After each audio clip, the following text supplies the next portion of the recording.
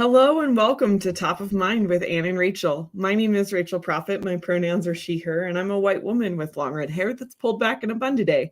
I'm wearing my rose-colored glasses with a black hoodie with a heart on the front of it, and I'm in my office as usual with my epic sticker wall behind me. I'm a principal program manager here at Microsoft, and I'm so excited to be here today. Ann, do you want to introduce yourself? Absolutely. My name is Ann Krupke. My pronouns are she, her. I am a senior product marketing manager at Microsoft. And I'm a white woman with brown hair that's in a bun today. I'm wearing over the ear headphones that are black, gray sweater, and I'm coming to you from the Microsoft campus in Redmond. That's exciting. How long have you been up there at the Microsoft campus? Yeah.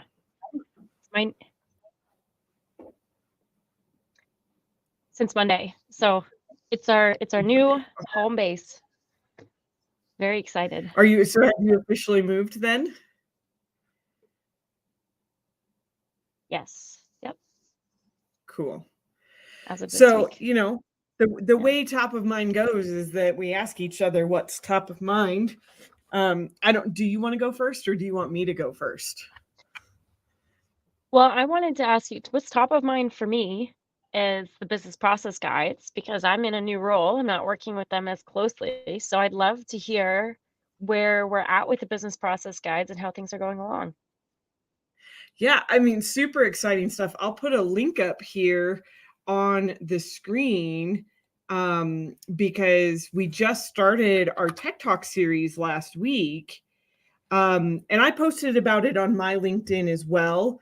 But the whole Tech Talk series can be found here so people can get registered. So last week we did part 1.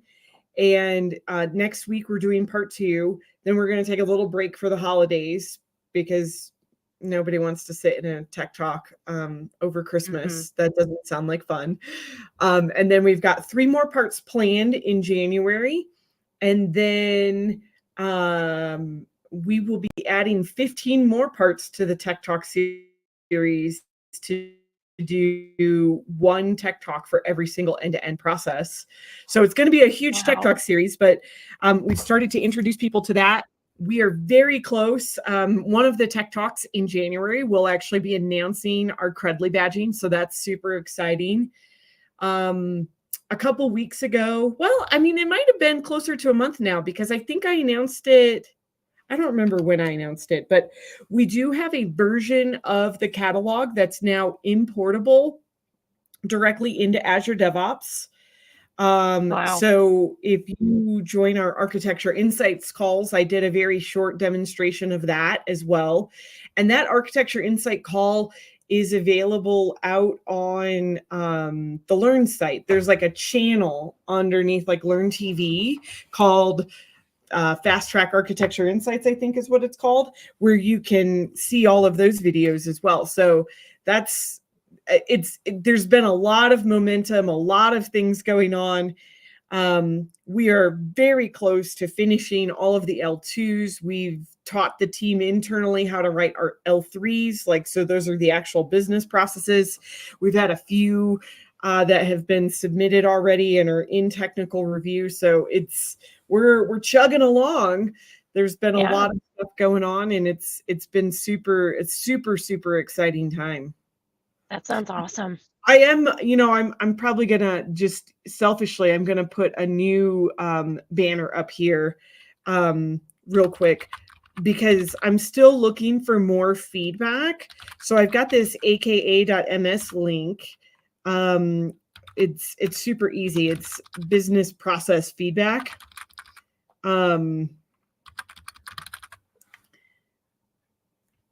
So I'm gonna put that one up on screen instead. So this is a survey that I'm using. It is a little bit of a long survey, so it'll take you, 5 to 10 minutes to fill it out because there's quite a few questions in it.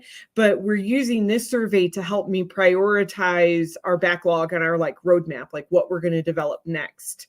So, and where we focus our efforts at. So I think this is super exciting and super cool, but I need more people to take it. I've probably had about 70 or so people take the survey so far, but ideally I want to get closer to like 200. So if you're watching and you haven't had a chance to fill out the survey, please go take the survey and fill it out and give us your feedback and tell us what you think about what we're building. I will say the last Tech Talk, there was a lot of comments and questions about like what's happening to the business process modeler in LCS. Mm-hmm. Because I don't want to say we hinted at, it's not a hint, it is happening. We all know that LCS is being deprecated and it's going away. And that means Right. everything in LCS goes away. And so there's a lot of questions and curiosity about like what that means for the business process modeler and how our work with the business process guides and catalog play into that. And so I've been working with Lane and Sankeet and the engineering team on kind of figuring out what the next thing is. And it will all be based on our business process catalog. We know that much. Mm-hmm. We just don't know, like we're on very early stages of designs. I think the old business process modeler, it did a lot of different things, right? It handled the integration to Azure DevOps, right, to sync all of your processes. It handled some of the test automation with RSAT. It handled like the in-app help for F&O, but it was also like a visual tool. A lot of people were disappointed when the kind of Visio flow diagram thing went away. And so, we're not bringing that automatically generating Visio flow diagrams back because we don't think that particular feature made sense and was adding value, but we do know that the flow diagrams do add value. So we're actually creating those flow diagrams and they're all available for download in our GitHub repository. So that's another piece. Like, it's just, yeah, I've been busy. Yeah, sounds like it. So what's new with you? What's top of mind for you? Um, well, a lot more stuff I can't talk about. That's new. I Yeah, went to Ignite, my first in-person Ignite. that's exciting. How did you like Yeah, it? it was amazing. It was about, I think it was 5 or 6,000 people, Mhm. and we had a few sessions run by the ERP team. So Raghav and Georg did a session on AI and the future of ERP, which was really well attended. And then there was a panel that Stephanie Dart, Raghav, Georg, and Gherkin did, where they took questions from the audience about Copilot, which was super interesting. Um, and then there was a demo session that Anupam from the engineering team led as well. So we had a few different formats that we did. Um, and I think there's a lot of interest, a lot of Copilot all over everything we're doing at Microsoft. Yeah. But I staffed one of our booths for finance and operations, and it's still a lot of the same bread and butter questions. Like, Copilot's great. People are really excited and they're trying to figure out how they can get their hands on it. But there's a lot of people who just want to check out the ERP. What does it do? How does it work for us? So it's Yeah. a healthy balance of interest in both things, I would say. Yeah.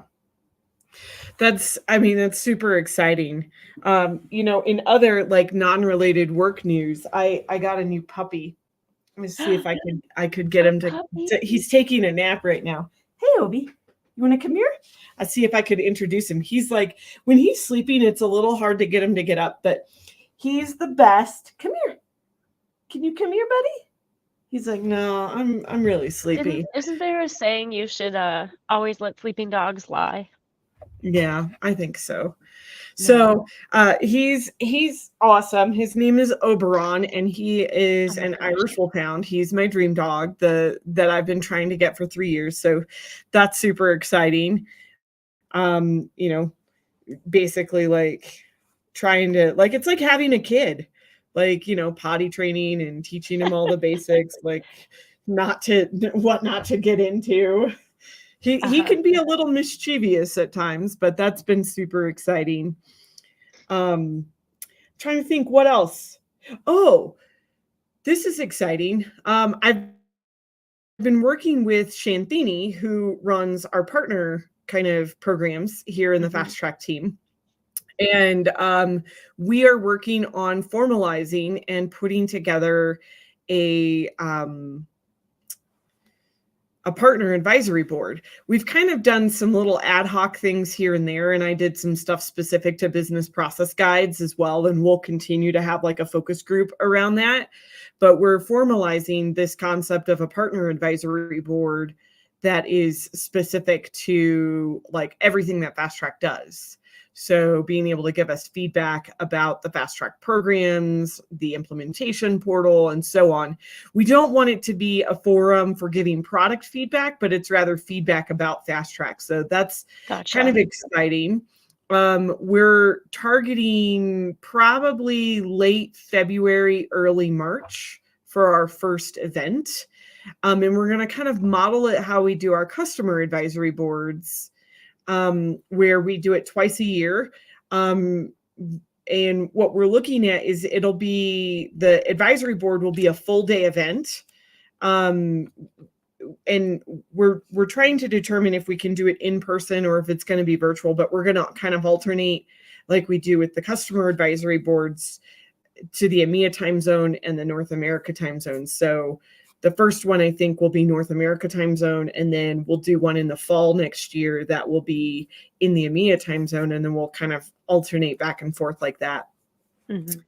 Um, but there's a lot of discussion about bringing back some forms of boot camps because we've had a lot of requests internally from various solution architects and externally from lots of partners that they really liked our boot camps when we used to do boot camps.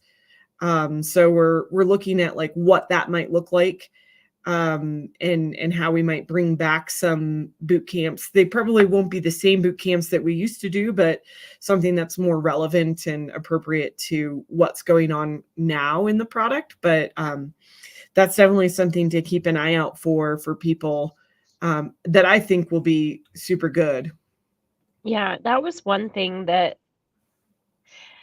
I was thinking about. At Summit, a lot of the feedback that I got, was that it's really hard to keep up with everything that is coming out that's new. And I know for us, because we live in what's new, it's easier. But when you're on the partner side, the implementation side, you can't always stay on top of it because you have to be focused on what you're doing. And I think that there's a lot of opportunity for us to do a better job of making it easier for partner resources to Yeah. understand what's new and apply those skills to their implementations. So I'd be curious to see boot camps kind of centered around landing that knowledge in the partner channel. Yeah. It's you make a good point. Like I think there's a lot of opportunity for us to like, embrace our partner community more and continue to work on communicating, you know, best practices and, all those types of things to not just partners, but everyone. I mean, Yeah, that's kind of what Fast Track's all about. So, it really is. yeah. So, maybe switch gears a little to a product thing. So, Sure. I don't know if you're familiar with it, if you've seen it, I've seen it, and maybe we can in a future session, maybe I can bring in the program manager who's working on this. But super cool stuff. It's in preview right now. Is our out of the box integration between field service and project operations. So I've got a lot of customers that use both field service and, the various finance and operations apps. And we used to Hmm. have like an old data integrator kind of template that you could use to integrate over. It had a lot of gaps and I don't think it was highly used. But this new integration between the two is pretty slick. I actually saw a demo of it yesterday for one of my customers. And I think it's a pretty exciting feature for field service customers who need the financial kind of back end, right, to be able to Right. invoice, recognize revenue, and do all those things. So basically, being able to leverage the functionality together, but in a very seamless way that is very plug and play. They kind of made it configurable so you can kind of choose how you want the integration to work and like when it will send information and data over. So there's like two main options. There's the like as products and services are kind of consumed on the work order in field service. So that's a little bit more of like a real-time integration, or you can wait until the end of the work order and the work order is posted and closed and then send everything over all at once. And so it uses projects to send everything. So what happens is like there's like a parent, like they took away the service account in field service and it's now a project, which is like the billing contract, if you will. And then every time you make a work order, it just makes a sub project underneath that kind of parent project. And you can basically, decide, the timing of when you want it to come over, and everything is mapped. So like if you use items or purchase orders, right? The purchase orders come over to F&O like a normal purchase order, or if you just consume items off of like your truck, for example, those come over as item journals against the project.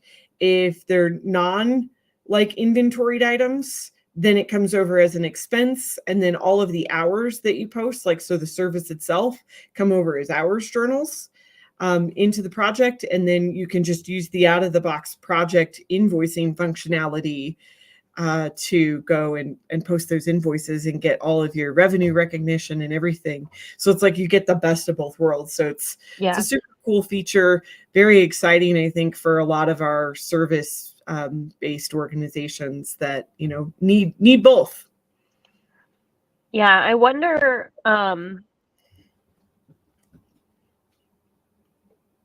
I'm thinking about like inventory visibility across, because if you're just a service-based operation, then that's one thing, right? Where all of your inventory can be in field service, it's on the trucks. But if you're making and servicing a product and you have the same inventory that goes into production and that goes into servicing, like I wonder where we're at in terms of improving that like overall inventory visibility, because I know we have the inventory visibility service, right, where any source of inventory you can combine. But I think the idea of allocating inventory between both production and spare parts is still an interesting opportunity.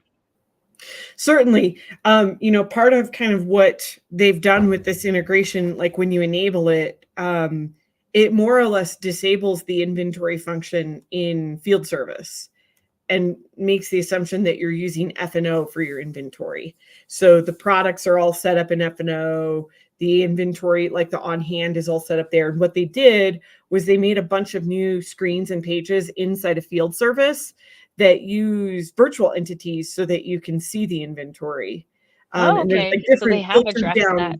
Yeah, they have like filtered down views of the inventory that you can see directly inside a field service. So they're not dual writing all of that. They're just surfacing the virtual entities. And they did that in a number of places. So like the technology is a combination of dual write and virtual entities. And they're only duplicating and copying the data where it's actually needed for the logic that's running inside of. Using virtual entities makes it so much cleaner because you're not necessarily even trying to update the core records. You're just trying to expose the data into the right user interface for the person. I think one of the other cool things I think it's been a pain point for a lot of field service people is that like making corrections, editing, like doing like negatives, like that sort of thing has never really been a process that field service supports.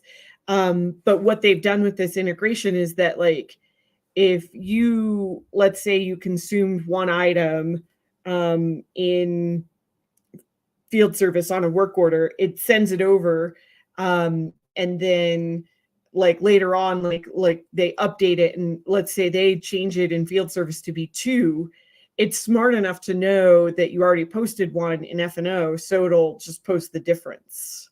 Nice. And so you can still edit and maintain it in field service, and it will synchronize and get it all done. They also made some really nice looking kind of like, it's more like a back end admin screen where you can kind of see what's been sent over. But it's like a reconciliation screen, if you will, where you can kind of see what's going on and like, has it been synced yet or not? And I think that's partially because like it doesn't have to be real time with that parameter option. So you can see what's been synced and what hasn't been synced. Right. So it's Well, I pretty think cool. anytime you're syncing, having like a message framework is super helpful because Yeah. sometimes when you have two sets of configurations, sometimes things happen and it just doesn't go through. So the visibility and the error handling capabilities are like a huge, huge thing. Yeah, for sure. Yeah, So I think we should definitely do a demo of that. I'm surprised. I mean, is that in public preview yet? yeah. Yep. It's in public preview now. Has there Um, been a tech talk on it that I missed? I don't think so, no. I mean, it literally just went into preview like this week or last week. So Oh, very cool. So we're hearing the news early. We're insiders. yeah. So it's pretty cool stuff. I want to say that they're targeting like April timeframe for GA. But yeah, I'll see if I can get the PM to join us maybe in one of our upcoming top of mind Yeah, sessions to like do a demo and talk us all through it, because it's really super cool stuff. So that'd be great. being able Um, to simplify their integrations and just have something that's out of the box that just works. yeah. Yeah, that's the dream, isn't it, for everything? Yeah. Always. So I think we should talk about community stuff for like the Yeah. last 5 minutes or whatever. We just had Summit in October, which was Yeah. awesome. I don't think we've debriefed Summit, but that was a great event. It was nice to see you in person for the first time in a long time. Yeah. Um, we had a lot of sessions and a lot of interest, which was great, and a huge Microsoft presence. So woohoo! Yes. Um, and then Call for session content for Dynamics Con just closed, just I think. closed. Yeah. Yep, we're reviewing the sessions now. Um, I think Dynamics Mind's call for content is still open until next Friday. So okay, there's still like another week to get your sessions in for Dynamics Minds, which is the European conference yep, for and that Dynamics one's 365. 2 weeks after Dynamics Con, I believe. Yes. And then I don't know if we've talked about it on this call, Rachel, but did you know that Dynaway is doing an asset management conference in April? I did not. That's awesome. Yes. So yeah, because I think it's one of those pieces where when you go to a full Dynamics conference, asset management gets like one beginner level session, right? And it's the same one every year. And there's a Yeah. lot of processes involved with asset management. And there's a lot of people who I've been talking to for years about using it who still haven't adopted it. And I think this is like going to be a really great opportunity for those specific super users, business process owners, and implementers to come together and have a 2 day conference about specifically maintenance and asset management. So I think it's going to be really great. There's going to be some folks from Microsoft in attendance, and it's not just Dynaway; it's open to all partners and all customers of Dynamics or people who are just interested in learning about the asset management solution. I think it's going to be a really good event. So I'm super excited for that one. Yeah, that sounds really interesting. Where is that happening at? Do you know? It's in Greenville, North Carolina. South Okay. Carolina? Greenville. One of the It's called Carolinas. Runaway Connect. That's the name of the event. Okay. Very cool. Um, Well, I just went yeah. to the Tech Connect as well. That Oh, was yeah, just the Ellipse like 3 Solutions weeks Conference, ago. right? Well, was it the same week as It Ignite? was the same week as Ignite, yeah. Yeah, yeah. So the same week that Ignite was, I went to the Tech Connect, which is hosted by Ellipse, and that's like an annual conference, and that one is very developer focused. Yeah, Um, how was that one? it was fantastic. A great turnout, close to 200 people at that event, 2 full days of content. And it was a ton of fun. It's always a ton of fun. So, and I always like to give Lips a shout out for inviting me to come and speak at their events. Um, so, and they do a like a charity thing at the end of the event. So it's Oh, like, that's but they awesome. always make it super fun. So we did like a bike building thing.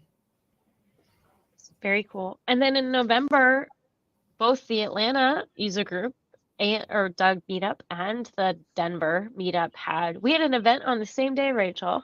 We did. I know that's why we missed several in November because we were both at events. So I was Yeah. at the Denver user group and you were at the Atlanta user group. Yeah, I think we had about 50 people come to our regional event. We had a full day of free event, which was amazing. We had a lot of great conversations and interactions. Like it was really awesome. It was a great send off from Atlanta. Yeah. That's fantastic. Ours was, I think we had probably close to like 75 people, but we had 2 rooms. And so we had like a BC track and an F&O track Gotcha. going on at the same time. So I think that's why we had so many people, because our user group for F&O is not usually that big, but because we included the BC user Yeah, group in there, it was a pretty big crowd. So we had some sessions that were combined for everyone, and then we split out into the 2 separate rooms for BC versus F&O. And yeah, lots of ours was only a half day though. We didn't do gotcha. a full day. Well, super cool. There's so much to keep up with what's going on in the community. Yeah. Um, and it's nice to talk to you again after so long of not doing top of mind. If you guys who are watching have any requests on what you'd like us to talk about coming up soon, please let us know in the comments or let us know through any of the ways you can connect with us. Thanks everybody for joining us. Yeah, Yeah. it's great talking to you again, Rachel. Yeah. Good talking to you. We'll see everyone next time on Top of Mind with Ann and Rachel. Bye.